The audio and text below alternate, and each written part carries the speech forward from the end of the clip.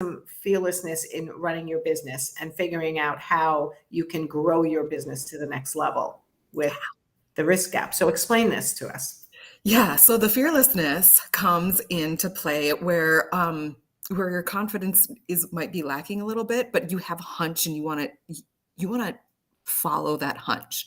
Many times we kind of sit back and wait for permission and wait to see what everybody else is doing before we take that step.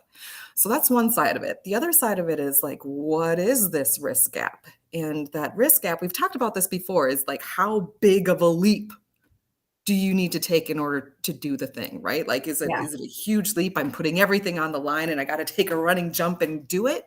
Or is there information that we can gather that makes that risk gap smaller? So it's more of like a hop over the risk gap than actual take a running leap, hold your nose, and hopefully you get to the other side. And these are calls I get often on the business helpline, like on my business helpline from my clients, the Profit Insiders. It's, should I spend the money? Is it the time? Because a lot of people who come into the programs that we offer are people who are lifelong learners, right? So they love to buy programs to help them get to the next level. And it's smart for them to do that. But when do they decide when they should and when they shouldn't? Yeah. So your business model is constantly evolving, and the environment that it is in is constantly evolving, and things slip away little by little. So small that you don't even notice it until you're standing there going, what the heck has shifted? And now you have to go make big risks, take big assumptions and run with it because you didn't notice that the world was changing around you.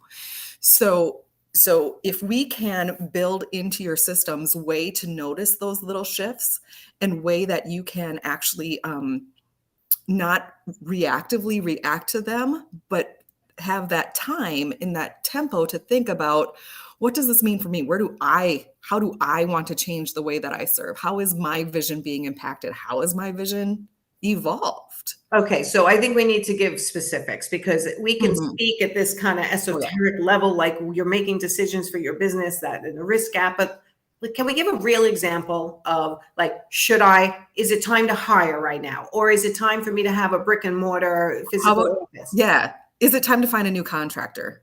Right? Like, it's one thing for one mistake to happen, like things happen and the contractor rebounds back and they take care of it. Or is it happening more often and the response time is getting slower and slower and slower? And that's going to impact your relationship with your client. That just makes your relationship that much harder. Yeah. And so is it because your relationship with a contractor has degraded, or is it because that contractor just can't keep up anymore? This is a good point, and I do have a story around this. So when I was an art framing and accessory consultant, and I used multiple different framers, and there was one that was fabulous, had helped me get started, quite frankly, with giving me frame corners and things to get my business started. And over the years, his staff was losing the quality.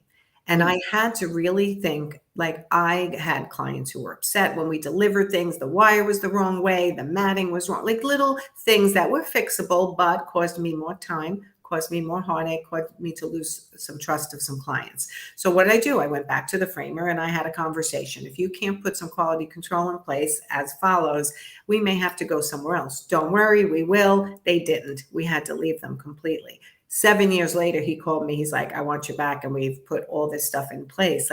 That was a really hard decision for me to make, because I had to go find new people and I had to build the relationship again. So that was a risk I took, that I would have a backslide in my productivity in my business while I was trying to figure this out. But if it gets to the point where you're losing clients or they're upset with you, you really kind of have no choice. Yeah. So, and the opportunity there, there is opportunity in there for your customer to see that you really are an advocate for them, right? If you were to stop before the things were ever even delivered to the client, I've had problems with this guy before, I'm going to check it first before it's delivered to the client. And then I can have the conversation with the vendor right then and there. And the conversation with the client of, I inspected it for you. The quality isn't quite what I want it. It's going to be a little bit delayed. I just want to make sure that this is perfect for you. There's an opportunity for you to really endear yourself, frankly, with your client by being the mitigator of, I'm not even going to let you see it if it's bad.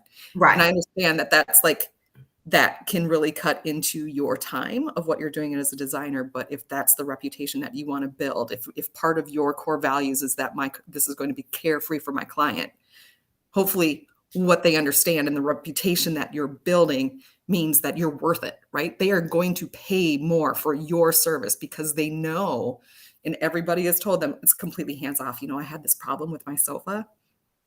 I never even saw it. Nancy just took care of it. Yeah. Yeah. Well, I think it's harder when you're doing kitchen and baths and they're actually making the mistakes live on premise, right? So there's nuances to this. But the bottom line is taking a risk and trying a new contractor could really change the entire face of your business for the positive if you select properly. So that is navigating the risk of getting rid of a contractor you're used to working with and going with a new one is scary. Yeah. But it could make you more money, get your reputation better, get repeat business, referrals, and things like that. It's very important. Yeah. So let's talk about mitigating that risk in the meantime, right? Like you're a new contractor, they're going to be on site, new contractors installing a kitchen, doing new cabinets. Now, if you have a really solid understanding of your future forecast on your cash and your future forecast on your time, right? The time is the one that people are like overestimate. ADHD kiddo over here. Like I always underestimate how much time things are going to take. But if I write it down, like, no, this is actually going to take me 2 hours. And just like I do with my cash, how much cash am I going to have on each day? What is my time on each day and how this fits in, and knowing ahead of time that this is going to take more time, that this is going to take more resources to get a new contractor onboarded. It's not a surprise, and you're not hustling as hard as you were like, oh my gosh, I dropped that ball, I dropped that ball, I dropped that ball. Oh, I know in 2 weeks that I'm using this new contractor and I have to be on site the entire day just to, build my relationship with them, see the quality of their work. That day is for that particular client. And I know that makes that push. The communication with the clients, with your staff, everything becomes proactive so that you can pay really close attention to this newness that is happening in your business. Yeah, it's funny because one of my group clients asked me yesterday, like, how do I know when I can't take any more clients? I'm like, if you're asking that question, you're probably already at that. Like, she's very overwhelmed and understanding the risk gap that she's having to say, I can't start with you till January versus maybe hiring someone and readjusting the way she does things. Again, this risk of jumping to the next level. When do you do it? How do you do it? And that's all the analysis that we're talking about here. Yeah. Yeah. Sometimes it's just sitting down with a pencil and piece of paper and a calendar and figuring this stuff out. I know. And I feel like people do think that it's strictly by the numbers when it comes to this. But I also think there's a component of understanding your business, your personality, where you want to go with it. And there's a leap of faith sometimes you have to take. I serve as that for a lot of people. You probably do the same when someone's ready to make a decision in their business. You're looking at their numbers, but you're also talking to them about their life, their future, what they're looking for, how they want to live their life. And then you're going, you know what? Sounds like a good idea, or sounds like you probably shouldn't do that right now. Yeah. And we know our business and ourselves more than anybody. And I'm guilty of this too. When I sit down and I'm making a decision, it's very easy to shine a light on the good stuff that we want to happen and that we think are going to happen. And frankly, we're right because we know what we're capable of. But there's also that little dark voice in the back of your head that's like, oh man, I hope it doesn't do the thing on the other side. Like I hope the cost of this or that the side effect isn't X, but I'm just going to ignore that. Well, if we bring that side effect that we don't want to happen into light and be like, okay, hang on a second. What if this does happen? How does that affect my time and money? And just not to say that it's not going to happen or that it is going to happen, but can we just acknowledge it? Let's bring it into the light and say that this is a possibility. Right. So it's a possibility you invest a ton of money into something or a little bit of money into something that you expect a certain result and then it doesn't happen. Isn't that called running a business? Yeah. I have to tell you, I make mistakes in my business. Who was I talking to the other day? I can't remember who it was, but they're a speaker and they had this great presentation that I thought Oh, How to Fail in Business is the name of his presentation. Oh, And that's a good actually, one. it's David Farris from Ted Scott Design. So I want to give him credit for that.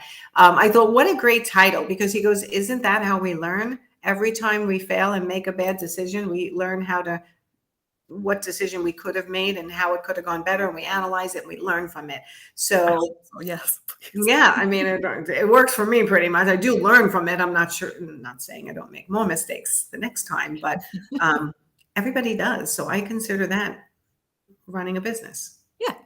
right? So figuring out what you should invest in, what you shouldn't, when you, what you're going to get out of it. What if it goes wrong? What is it going to cost you? Which is what you had just talked about. So it's overwhelming to do by yourself. Yeah, it can be. It's a muscle that needs to be exercised, right? And if you don't know how to even flex that muscle in the first place, maybe it's time for a personal trainer. Yeah, a personal financial trainer like you. Yeah. All right. Are we missing anything? Or are there any other particular points you wanted to cover? Oh, I think this is a good one. I think I want people to chew on bringing the fear into light as to what could go wrong if I make this leap. Just not to say that the answer is no, just to look at it. That's my deep wish for everybody. Just look at it. If the financial decision you're making doesn't go well, what would happen? And if the financial decision does go well, what will happen? But then it's fighting the fear of possibly doing it anyway. Oh, many times we do it anyway. I mean, the default is that we're going to do it and ignore the little voice in the back of our head. And when bad things happen, then we're curled up. It's happened to me, curled up in a little ball in the corner of your office and just wanting to like hide from your business for the rest of your life.